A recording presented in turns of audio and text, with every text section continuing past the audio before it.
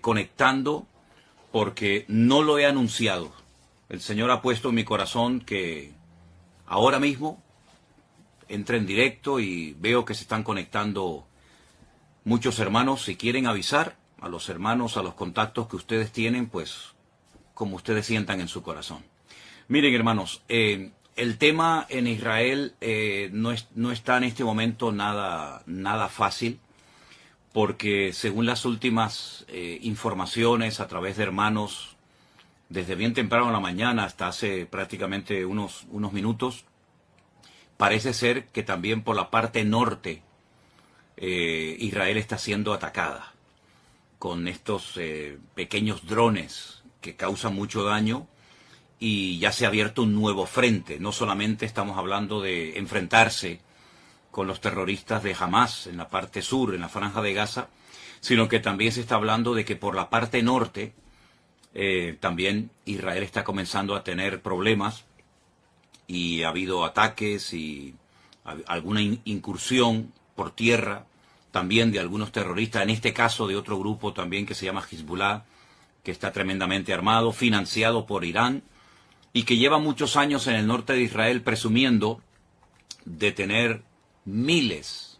Ellos hablaban de 150.000 misiles. Bueno, no sé si será verdad o no, pero lo que está bien claro que este ejército de Hezbollah en el norte es un ejército muy bien preparado, con muchas armas, y no es la primera vez que se enfrentan a Israel. Hay temor, hay mucha incertidumbre acerca de lo que va a pasar. Mi hermana querida Susana, desde Galilea, me llamaba esta mañana y hablábamos un buen rato y me comentaba cómo está la situación. Ya digo, hay mucha incertidumbre, mucho temor. 300.000 personas que forman parte de la, digamos, de la reserva, personas que han estado en el ejército, pero que han vuelto a ser llamados para apoyar a los que están allí combatiendo, han sido llamados. En fin, todo esto está moviendo, está sacudiendo las estructuras, no solamente de Israel, sino que está el Señor hablándonos y dándonos un mensaje, yo creo, muy claro. Yo dije en cierta ocasión, en los días del confinamiento, ¿se acuerdan ustedes? Por allí, por marzo del 2020, que Dios le estaba hablando al mundo con lo que estaba sucediendo. Pero, sobre todo, era un tiempo especial para que la iglesia recapacitara y reflexionara acerca de lo que estaba pasando. Aquellos hermanos que me decían o que decían, no tengo tiempo para orar, para leer la Biblia, para estudiar la palabra, yo les dije, pues vais a ver cómo vais a tener tiempo. Ahora vais a tener bastante tiempo, porque vais a estar encerrados muchos días, semanas y probablemente hasta meses, para que esa excusa de que no tengo tiempo ya sea desterrada definitivamente de vuestras vidas. Por lo tanto, yo creo que en aquellos meses, en aquel tiempo, 2020, el Señor estuvo tratando con la iglesia, con cristianos tibios, cristianos que se habían dejado de congregar por diferentes motivos, muchas personas que comenzaron a leer la Biblia por primera vez en su vida y tuvieron un encuentro personal con Cristo. Y bueno, y de aquellos días, de aquella temporada, surgió lo que todos conocemos como la iglesia virtual, formada por centenares y centenares de hermanos de todas partes del mundo que se acercaron al Señor, gente que se entregó a Cristo en aquellos días, y nació la iglesia virtual, que hasta el día de hoy pues sigue siendo un instrumento tremendamente poderoso en las manos del Señor, y ahí surgieron iglesias y obreros y lugares de culto y tantas cosas que podríamos mencionar. Ahora el tiempo es diferente. Ahora nosotros, por lo menos en esta parte del mundo, no estamos encerrados, pero sí están encerrados en sus hogares los habitantes de Israel, que no pueden salir a las calles, no pueden ir los chicos a estudiar a la escuela, no pueden las personas ir a trabajar a sus trabajos, porque el país está en guerra. Pero yo siempre también he dicho, y solamente lo recuerdo, que lo natural es un reflejo de lo espiritual. Repito, lo natural es un reflejo de lo espiritual. ¿Qué está pasando en lo natural? Cosas terribles. Hemos visto imágenes que nos han dejado a todos con los pelos de punta, y otras muchas que no hemos querido publicar. Y todo esto, la pregunta es, ¿Dios lo ha permitido, sí o no? ¿O es que aquí el diablo puede hacer lo que le da la gana, cuando le dé la gana y cuando quiera y donde quiera? Yo creo que el que controla la historia, el que quita y pone reyes, el que permite o impide cosas es nuestro Dios. Y el diablo no puede hacer nada sin permiso de Dios. Siempre recuerden eso.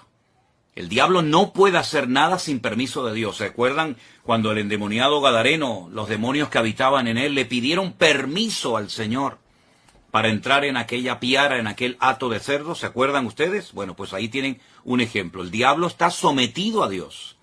Libro de Job, léanlo detenidamente, léanlo tranquilamente, y se van a dar cuenta que Satanás actuaba hasta donde el Señor le permitía actuar, porque el diablo no es un ser, digamos, autónomo, que pueda hacer lo que le dé la gana, sin darle cuentas a nadie, ni muchísimo menos.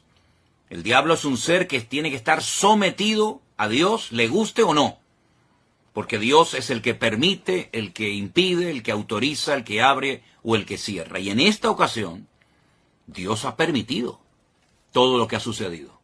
Claro, algunos dirán, bueno, pero yo no creo en eso. Es que, lo he dicho muchas veces, lo que usted crea o lo que usted opine no va a cambiar la esencia de Dios. Y Dios tiene todo el permiso y toda la autoridad para hacer lo que quiera y cuando quiera, cuantas veces le dé la gana, porque para eso es Dios. Y no está sujeto a leyes humanas ni a ningún tipo de limitaciones. Él es Dios soberano, Rey de toda la tierra es de Dios y su plenitud, y por lo tanto, cuando Él permite algo es porque es necesario que eso que sucede haya sucedido de esa manera. Cuando el hombre peca contra Dios, cuando el hombre pisotea la sangre de Cristo, cuando el hombre se mete contra el Evangelio, las consecuencias a corto y a largo plazo son terribles, terribles.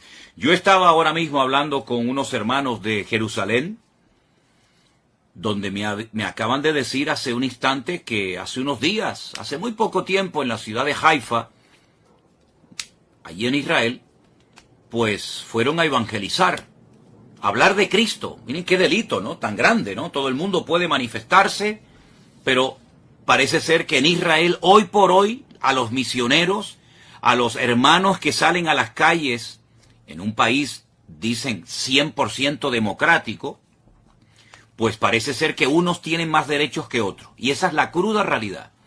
Yo he visto cómo a personas en Jerusalén se les ha escupido, se han quemado Nuevos Testamentos, se les ha perseguido, se les ha criticado, se los ha expulsado de zonas porque son cristianos, son enemigos, ¿verdad? Y hay que expulsarlos. Pero luego, sin embargo, se hacen otras manifestaciones, otros colectivos totalmente antibíblicos, incluso algunos que hasta odian y oran en contra del Estado de Israel, se les permite salir con sus banderas, con sus pancartas y hacer todo tipo de manifestaciones en público. Pero a los cristianos no. A los cristianos no se les permite evangelizar. Y si no, inténtelo. Si no me cree, haga usted la prueba. Coja mañana tratados, folletos, Biblias, Nuevo Testamento. Váyase, por ejemplo, a Jerusalén y póngase donde usted quiera. A ver si usted tiene la libertad de repartir libremente. Ni se le ocurra, porque la van a expulsar y le van a impedir y la policía se le va a tirar encima. Entonces, ¿de qué estamos hablando? ¿Del pueblo de Dios? Mire, está pasando en Israel hace muchos años, no ahora, hace muchos años está pasando lo mismo que pasó en la época de la iglesia primitiva, que a los líderes religiosos no les gustaba que a los apóstoles predicaran de Cristo en las calles.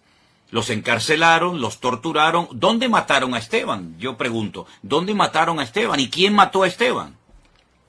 A Esteban no lo mataron gentiles. ¿Qué le hicieron a Esteban? ¿Quién estaba presente en la ejecución de Esteban? ¿No estaba por ahí un jovencito, un tal Saulo de Tarso? ¿Saulo de Tarso de dónde era? ¿De Japón? ¿De Babilonia? ¿De España? ¿De dónde era Saulo de Tarso? ¿De dónde eran los que apedrearon a Pablo? ¿Quiénes eran los que le impedían a los apóstoles predicar el evangelio libremente en la ciudad de Jerusalén? ¿Quiénes eran? Ustedes saben la respuesta, está en el libro de los Hechos, solamente es cuestión de leer la Biblia. Entonces es exactamente lo mismo, pero ya no estamos en el siglo I, estamos ahora ya en el año 2023. Y todavía en Israel está prohibido evangelizar. Ustedes sabían que en Jerusalén hay una universidad de los mormones. Una universidad, unas propiedades, unas instalaciones tremendas que tuvieron que costar muchos miles, tal vez millones de dólares, no lo sé. Bueno, se les permitió hacer eso en Jerusalén con la condición de que no evangelizaran. Porque ustedes saben perfectamente que los mormones salen por ahí a repartir sus folletos, a evangelizar. Bueno, no lo pueden hacer, no lo pueden hacer. Entonces, no me vengan a mí ahora que Dios tiene que respaldar y tiene que bendecir y tiene que apoyar a un pueblo que prohíbe la predicación del evangelio, que prohíbe la predicación del Mesías en el cual creemos los cristianos. Nadie está obligado a creer en el Mesías de los cristianos, nadie está obligado, pero se supone que en un país libre, en un país democrático, uno puede hablar de lo que quiera, se supone. Como también en la democracia en España se supone que se pueden decir y hacer ciertas cosas, pero a la hora de la verdad no es verdad, ¿verdad? Entonces, mis queridos hermanos, eso por una parte. Por otra parte, ¿en quién se está poniendo mayoritariamente? No digo en toda la población, pero ¿en quién se está poniendo fundamentalmente la confianza en este momento, en medio de este conflicto por parte de muchos habitantes de Israel? En un señor norteamericano que apoya a ciertos y determinados colectivos que todos sabemos cuáles son y qué es lo que pretenden. Colectivos que precisamente interrumpieron una reunión de oración a judíos ortodoxos en Jerusalén, y esa reunión que se iba a celebrar en Jerusalén con el día y las festividades del Yom Kippur, etcétera, no fueron interrumpidas por extranjeros, ni por cristianos, fueron interrumpidas por judíos, habitantes de Israel, que se levantaron contra sus compatriotas a prohibirles que oraran, que leyeran la Torá, que hicieran teshuvá, y los que me están oyendo y son de allí sabéis a lo que me refiero, se les prohibió y se les expulsó. Donde se han hecho manifestaciones totalmente antibíblicas y ante los principios morales y espirituales de la colectividad religiosa de Jerusalén. ¿Dónde se han hecho esos desfiles? ¿No han sido en la ciudad santa de Jerusalén? Entonces, hermanos, cuando estas cosas ocurren, no ocurren por casualidad. Las cosas no ocurren porque al diablo se le ocurrió zarandear ahora a este país y no. Vamos a ver, las cosas ocurren con un propósito. Y ni una hoja de un árbol se mueve si no es con permiso de nuestro Dios. ¿Sí o no? ¿Cuántas veces lo hemos dicho? Que no se produce, no ocurre nada sin permiso de Dios. Y Dios ha permitido en este momento que se hiciera el ridículo y que la gente todavía, tanto en Israel como fuera de Israel, se estén preguntando, ¿pero qué ha pasado? ¿Qué ha pasado con el servicio de inteligencia tan poderoso que tiene Israel? ¿Qué ha pasado con los soldados? ¿Qué ha pasado? ¿Se han quedado dormidos? ¿Cómo es posible que más de 1000 terroristas se hayan infiltrado en territorio israelí y hayan hecho una masacre terrible que, aunque algunos políticos, incluida la vicepresidenta de nuestro país, de España, no ha querido condenar, y otros tantos políticos en su hipocresía y en su populismo, ¿verdad? Pues esto ha sido algo terrible. Esto me recordaba a mí a los tiempos bíblicos, cuando se peleaba contra filisteos y amorreos y aquellas matanzas y aquellas cosas terribles que nos cuenta la historia. Pues lo hemos visto hace unos días en televisión, como centenares de personas corrían despavoridas como conejos, asustados por el desierto del sur de Israel, y eran como presas de caza disparándoles a discreción, a diestra y a siniestra, y hemos visto cosas que ni siquiera quiero mencionar. Hermanos queridos, ¿es que acaso Dios se ha dormido? ¿Es que acaso Dios se ha olvidado de su pueblo? ¿Es que acaso Dios ya no recuerda sus promesas y sus pactos? Claro que los recuerda. El problema no es que Dios se ha olvidado de su pueblo. El problema es que su pueblo se ha olvidado de su Dios. Esa es la realidad. Ahora bien, para los cristianos que dicen, bueno, este es un tiempo de prueba para Israel, que son el pueblo de Dios, yo quiero hacer un pequeño alto en el camino y preguntarles a todos ustedes, y veo que hay muchísima gente conectada, no sé exactamente de dónde, pero bueno, eso es ahora mismo lo menos importante. Yo les hago una pregunta. ¿Conocen ustedes ese versículo del Nuevo Testamento? No del Antiguo Testamento, del Nuevo Testamento que leen millones de cristianos todos los días, pastores, evangelistas, maestros, etc. Ese versículo que dice, vosotros sois real sacerdocio, pueblo santo, adquirido por Dios. ¿Se acuerdan de ese versículo? ¿Saben, verdad? ¿Dónde está? Y todo, ¿verdad? Vosotros que no erais pueblo, ahora sois pueblo de Dios, real sacerdocio, nación santa, pueblo adquirido por Dios para que anunciéis las virtudes de aquel que os llamó de las tinieblas a su luz admirable. Entonces, mi pregunta es, ¿somos los cristianos pueblo de Dios? ¿Sí o no? Respóndanme ustedes, que yo estoy viendo ahí cómo están escribiendo muchas personas. ¿Somos los cristianos, vuelvo a preguntar, ¿somos los cristianos pueblo de Dios o no somos pueblo de Dios? ¿O el único pueblo de Dios que existe sobre la faz de la tierra se llama Israel? Y nosotros, entonces, si no somos pueblo de Dios, ¿qué somos entonces, hermanos? ¿Qué somos entonces? Si no somos pueblo de Dios, somos otro pueblo diferente. Dios tiene entonces dos pueblos, uno judío y uno gentil. O Dios tiene un solo pueblo, y a ese único pueblo pertenecen judíos, españoles, japoneses, americanos, latinos. Dios tiene un solo pueblo. Entonces, si somos el pueblo de Dios, y yo creo que en eso, no lo sé, estaremos la inmensa mayoría de creyentes de acuerdo.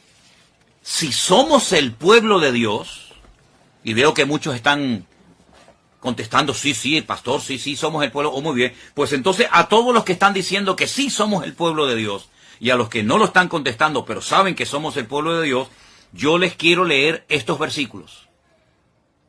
Y dicen así: si se humillare mi pueblo. Usted ha dicho que somos pueblo de Dios, lo acaban de escribir muchos de ustedes. Sí, amado pastor, somos el pueblo de Dios. Gracias, hermano.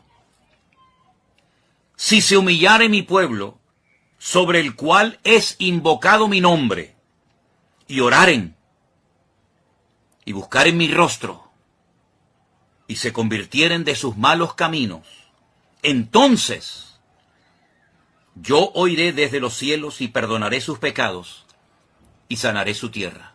Vuelvo a hacer la pregunta de antes. ¿Somos los cristianos hijos de Dios y pueblo de Dios, sí o no? Sí, ¿verdad? Pues entonces, ¿qué estamos esperando para, como pueblo de Dios, humillarnos, invocar su nombre, orar, buscar su rostro, convertirnos de nuestros malos caminos, dejarlos a un lado? ¿Qué estamos esperando, hermanos queridos? Sí, ya veo que saben el versículo dónde está y todo. Segunda de Crónicas 7:14, efectivamente, ese es, mi hermana Mónica. Segunda de Crónicas 7:14. Pues si somos el pueblo de Dios, seamos coherentes con lo que decimos. Porque es una incongruencia decir somos pueblo de Dios para lo que nos interesa, y ahora que está viniendo la hora de prueba a todas las naciones de la tierra, decir no, eso ahora es para los judíos. Entonces, ¿en qué quedamos? ¿Somos o no somos el pueblo de Dios? No seamos hipócritas, no seamos fariseos, no seamos pueblo de Dios para las promesas y para los privilegios y para las bendiciones, y después resulta que no somos pueblo de Dios cuando viene la ira de Dios, cuando viene la justicia de Dios, etcétera, etcétera, etcétera. Hay un mensaje muy bonito que el Señor le da a una de las iglesias que son mencionadas en el libro del Apocalipsis. Y dice lo siguiente: Yo conozco tus obras, he aquí que he puesto delante de ti una puerta abierta, la cual nadie puede cerrar, porque aunque tienes poca fuerza, has guardado mi palabra y no has negado mi nombre. ¿Qué le parece? Por cuanto has guardado la palabra de mi paciencia, yo te guardaré de la hora de la prueba que ha de venir sobre el mundo entero. Ahora les digo dónde estoy leyendo. Yo te guardaré de la hora de la prueba que ha de venir sobre el mundo entero para probar a los que moran sobre la tierra. ¿A quién van dirigidas esas palabras, hermanos? ¿Solamente a los judíos? No. Esas palabras las escribió el apóstol Juan porque el Señor Jesucristo, el que murió en la cruz y resucitó al tercer día, le dijo, escribe lo que has visto, lo que has oído, lo que es y lo que será, y envíalo a las 7 iglesias.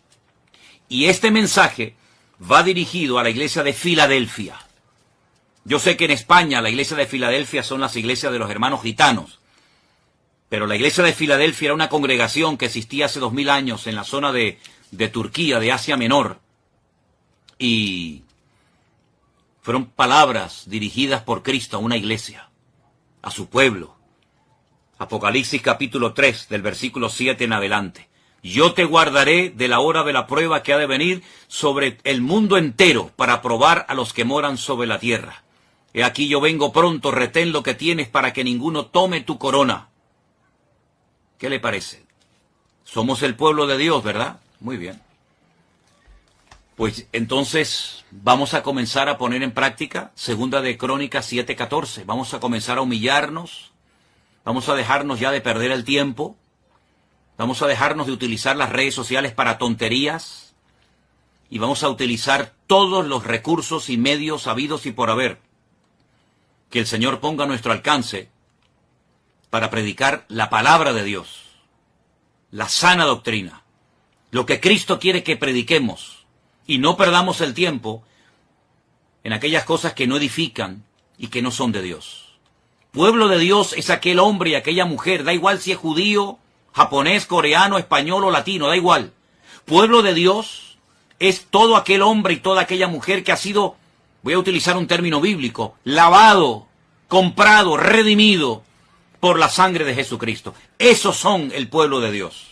Dios no le va a pedir la nacionalidad o el pasaporte a nadie. Pueblo de Dios somos aquellos hombres y mujeres que hemos abrazado a Cristo, hemos creído en Él y lo hemos hecho nuestro Señor, nuestra cobertura y nuestra autoridad.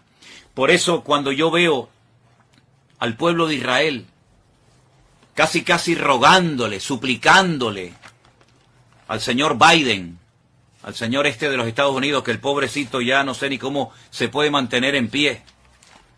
Por favor, ayúdennos, no nos abandonen, no nos dejen solos.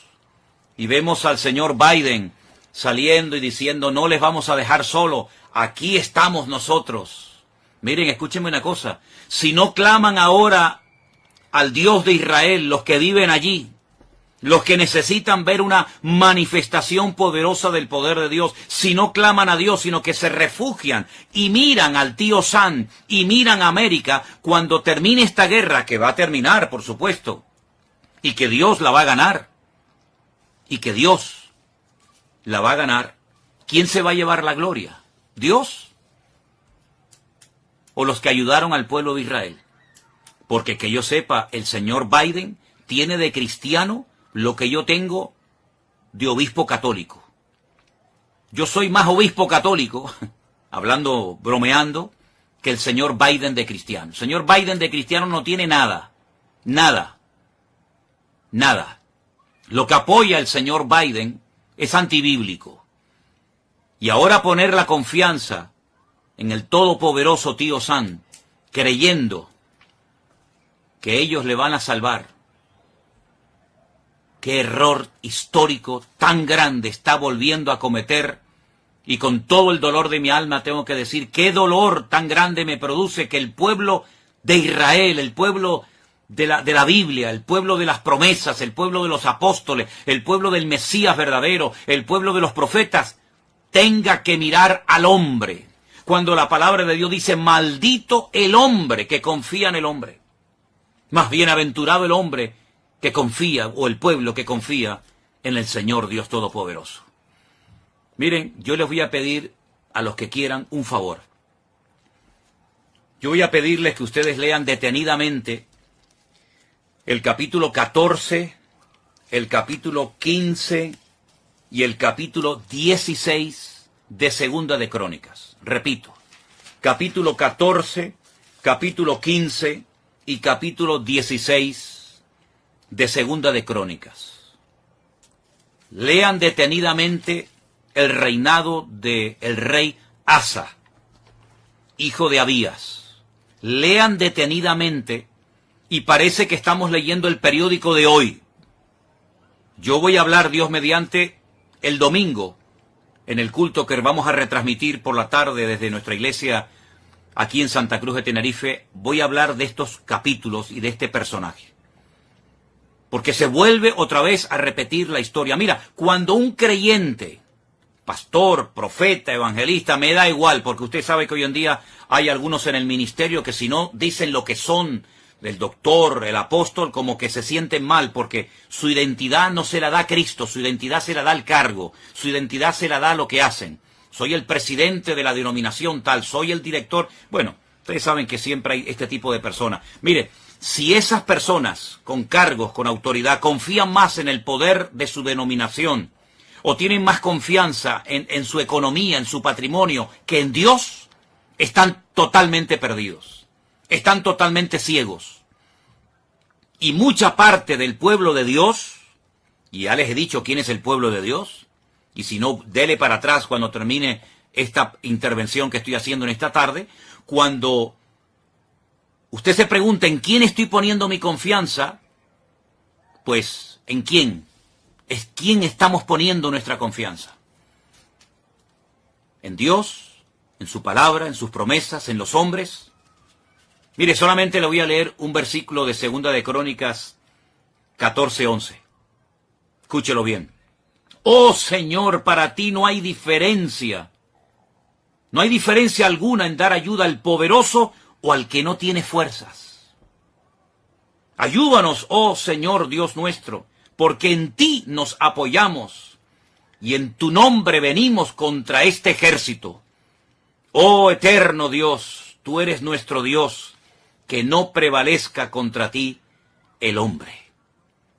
Segunda de Crónicas, capítulo 14, verso 11. Ay, Señor, bendito sea tu nombre, si ahora mismo el representante de Israel, sus ministros, etcétera, sus líderes políticos y religiosos, hicieran en público en los canales de televisión, que pueden hacerlo sin ningún problema. Ahora mismo llaman a los distintos canales de televisión, mensaje nacional, proclamación de ayuno y de oración. Y voy a hacer la oración bíblica que hizo el rey Asa en un momento de su vida, antes de que se torciera. Oh Señor, para ti no hay diferencia alguna en dar ayuda al poderoso o al que no tiene fuerza. Ayúdanos, Señor Dios nuestro, porque en ti nos apoyamos. Hoy no puede decir eso Israel. Hoy no lo puede decir. No se están apoyando en el Dios de Israel. Se están apoyando en otras cosas, en otras personas. Maldito el hombre que confía en el hombre. Bueno, pues, si hicieran esta oración desde lo más profundo de su corazón, el problema ya está resuelto. Ya estaría resuelto en 5 minutos. Se acabó. Olvídense de Hezbollah, olvídense de los misiles, olvídense de los cohetes, olvídense de Hamás. Todo estaría solucionado en 5 minutos. Si el pueblo de Dios se humillara e hiciera, por ejemplo, esta oración, y que añadiera lo que quisiera, pero que por lo menos hiciera desde lo más profundo del corazón, en un genuino arrepentimiento, hiciera esta oración, el problema en este momento, allí en Oriente Medio, en Israel, ya estaría solucionado. Las 300.000 personas, muchos hermanos nuestros que están ahora mismo allí, con su fusil, dejando atrás a sus familias, a sus hijos, si se hiciera esta oración a nivel nacional, así como cuando se para el país, cuando hay ciertas y determinadas festividades, y los que viven allí lo saben,